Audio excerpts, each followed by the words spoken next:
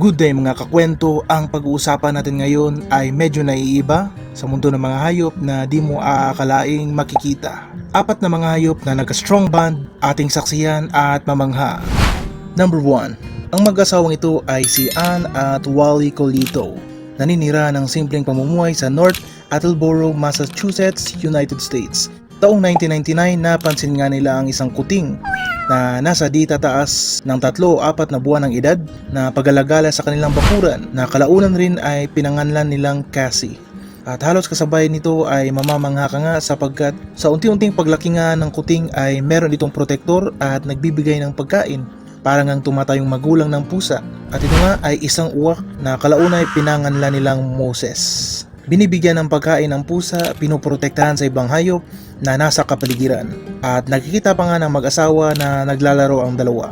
8 buwan rin nilang binabantayan ang dalawa, binivideo, kinukuhaan ng mga photos, at inaalagaan na rin ang pusa sa pamamagitan ng pagbibigay ng pagkain. Sa madaling sabi, naging alaga na rin nila ito sapagkat sa kanilang bakuran nga ito nakatira o tumitira. Kalaunan rin ay kumalat sa lugar ang storya ng dalawa at nagawan pa nga ng libro para sa mga bata ang pagkakaibigang nabuo ng pusa at uwak.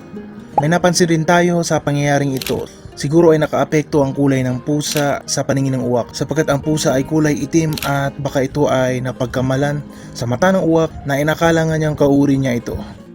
Number 2, kung sa naturalesa ang pusa at soro o fox ay kapwa mailap, minsan rin ay magkaagaw sa mga prey o makakain. Ay ibang klase naman itong nasaksiyan ng mga mangingisda at mga tao sa isang lugar ng Black Sea region ng bansang Turkey.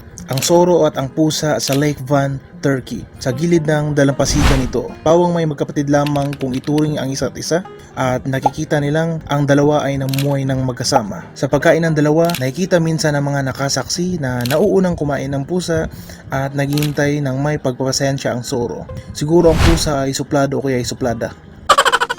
At sa pakikipaglaro naman, ang soro ang makulit gaya ng isang aso na minsan rin ay makikita natin sa mga magkaibigang pusa at aso, samantalang natural na tahimik naman ang pusa.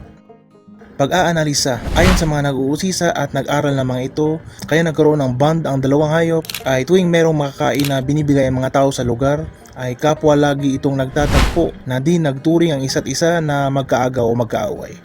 Ang lugar kasi ay sagana sa isda at di kailangang maging agresibo ang dalawa sa pagkain o pag-aagawan.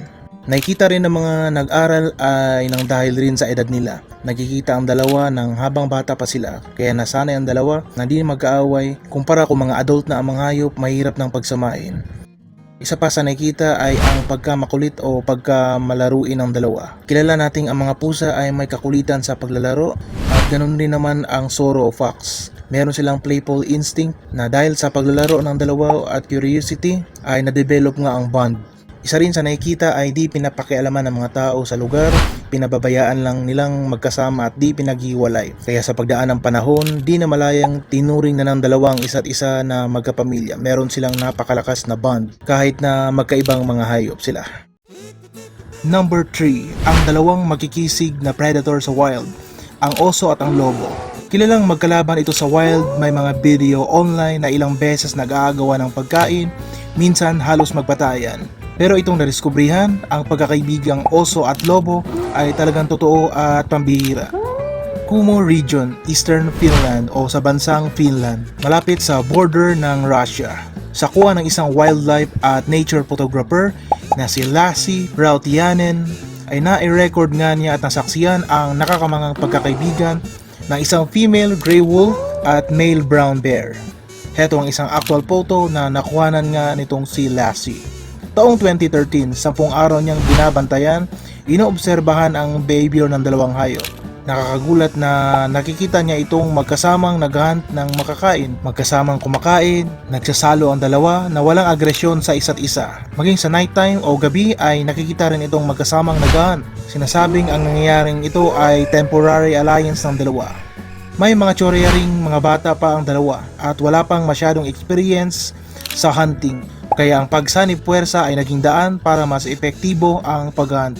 Dagdag pa dito ay baka laging nagkikita ang dalawa kaya nagkaroon ng malakas na bond. Ang pangyayaring ito ay extremely rare sa wild ayon sa mga scientists. Dalawang magkalabang predator at di basta-bastang magilap mo na naging magkasangga na kung di na dokumento o nakuhanan ay siguradong maraming di maniniwala. Ang panghuli o number 4, ang dalawang grupong nagsasanib puwersa na nagaganap sa wild, grupo ng mga wolves at grupo ng mga ravens. Ang mga raven ay scavengers na klase ng ibon o yung mga kumakain ng mga patay na hayop, halaman at prutas. At itong mga ito ay may katalinuhang taglay na ginagamit. Tuwing ang mga wolves kasi ay naghahunt, ay ang grupong ito ay sumasama. Sapagkat kung saan may nahunt ang mga wolves, siguradong may mga patay na hayop. Na doon naman sila ay sumusunod na kumakain at parang piyestahan nga sapagkat isa nga silang grupo o napakarami nila. Ginagamit nila ang mga lobo para wasakin o mabuksan ang katawan ng mga hayop para di na sila mahirapang tumuka o kumain. Sa side naman ng mga lobo ay ginagawa rin ito ng mga raven na pagtatawag o paglilid sa mga lobo sakaling may nakita itong patay na hayop o kaya injured o kaya na may di makagalaw. Nakakakain ng libre ang mga lobo sa pagtatawag ng raven. Dahil para nga mabuksan ang katawan ng isang hayop kailangan nilang tawagin ng mga lobo. Ang dalawang grupong to ay nagtutulungan talaga sa wild. Pawang gumagamit ng talino, lakas at pagpaplano. Ilan lang ito sa marami pang kwentong pagtutulungan ng mga hayop sa wild sa di man sinasadya o kaya na may nangyayari talaga sa wild. At hanggang dito muna ang ating topic. Abangan ninyo mga susunod pa nating pag-uusapan. Hanggang sa muli, Kwento Ko Channel.